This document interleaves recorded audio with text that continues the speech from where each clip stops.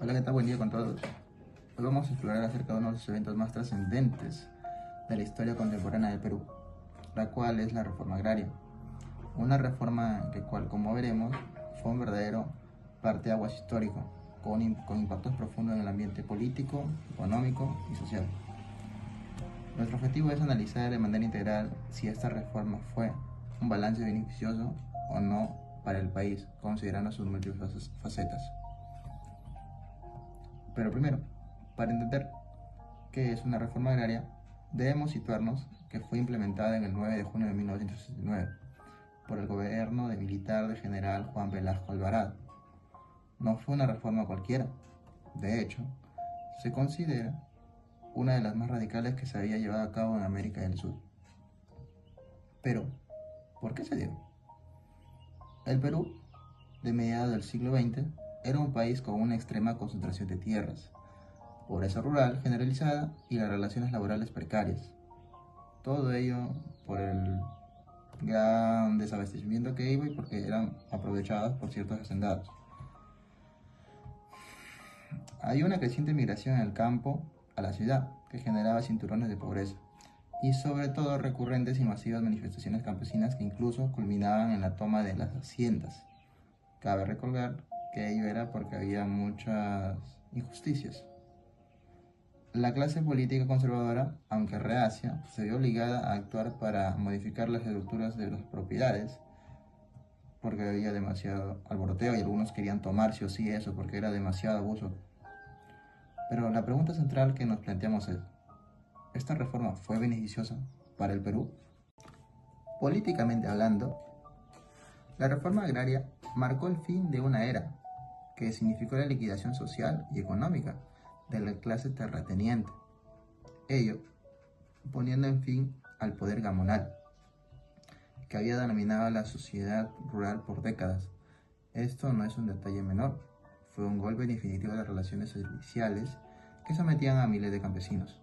Recordamos que anteriormente eran hechos por hacendados, los cuales tenían ciertos peones, campesinos a su cargo, algunos incluso traían mano de obra extranjera, que hacían una sobreexplotación de recursos para así tener ellos pues tener dinero, por así decirlo, facilidades económicas, mientras a los demás le daban ciertas porciones de su terreno, o la gran minoría le daban un recurso, un dinero, pero ese dinero era aprovechado para que ellos mismos, los campesinos, compren a los gamonales o ciertas personas con poder, o a ellos mismos incluso, la cual era como una servidumbre en sí, vista llamada solamente por que vas a trabajar y así.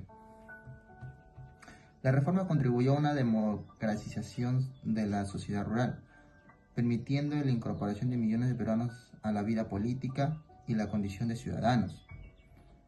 El reconocimiento del derecho al voto para los analfabetos en 1979 fue un resultado directo de este proceso. Algunos argumentan incluso que la reforma ayudó a contener conflictos sociales mayores al empoderar a la parte de la población campesina antes de que el terrorismo se agudizara. Ello, digamos que los animó más a los ciudadanos a no meterse en ciertas zonas, como en este caso ya estaba dándose el sendero luminoso.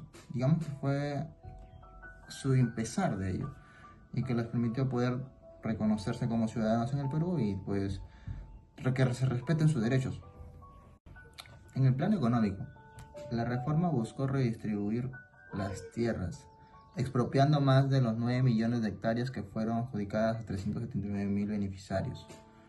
Todas las tierras que estaban, por así decirse, expropiadas o demás por personas de gran rango, fueron distribuidas a cierto grupo de beneficiarios, no todos, pero eso digamos que fue una gran idea en su momento, para que así los propios ciudadanos tengan sus beneficios de sembrar sus propias cosechas y poder alimentarse, porque ya estábamos en una época donde la gran mayoría no tenía esos ciertos recursos. Se organizaron empresas asociativas como CAP o SAI para mantener economías de escala. Sin embargo, aquí es donde encontramos algunas críticas más fuertes. La cooperativa fue una gran medida un fracaso. Se perdió infraestructura, maquinaria y conocimiento empresarial. La agricultura y ganadería retrocedieron técnicamente. Además, hubo una incoherencia en las políticas económicas, Mientras se distribuían tierras, se subsidiaban importaciones de alimentos, lo que deprimía los precios de los productos en los propios beneficiarios de la reforma. Todo era un círculo vicioso. No estaban generando nada, mayormente estaban decayendo todo. A pesar de un crecimiento agrícola inicial, la reforma no resolvió el problema de la pobreza rural. No la resolvió, que hoy persiste en altos niveles. De hecho, vemos un resurgimiento de la concentración de propiedades y el capital, especialmente en la costa, favoreciendo a grandes inversionistas y agroexportaciones, lo que ha generado una modernización agrícola excluyente. En el impacto social, va más allá del exceso de la ciudadanía.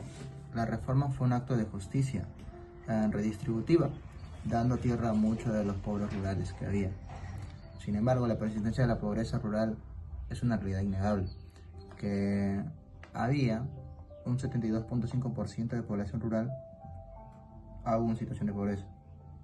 La modernización agraria en el Perú ha tomado una senda excluyente.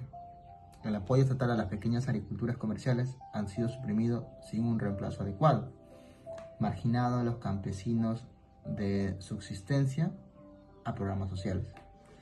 Esto ha creado una nueva polarización en el campo, no solo de la tierra, sino también de los capitales como un sector agroexportador moderno.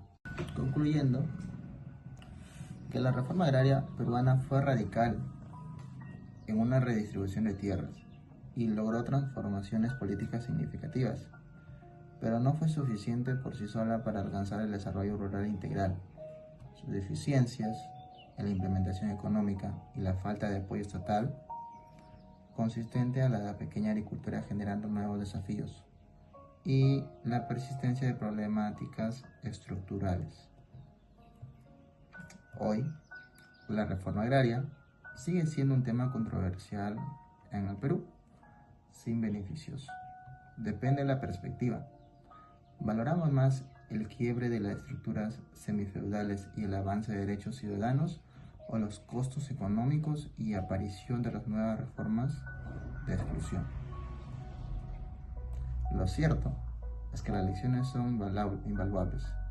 Para pensar en un desarrollo rural más inclusivo en el futuro, el Estado tiene un papel en el cual reorientar las políticas para que la modernización del campo se incorpore a la gran mayoría de agricultores y evite la senda de la concentración y exclusión.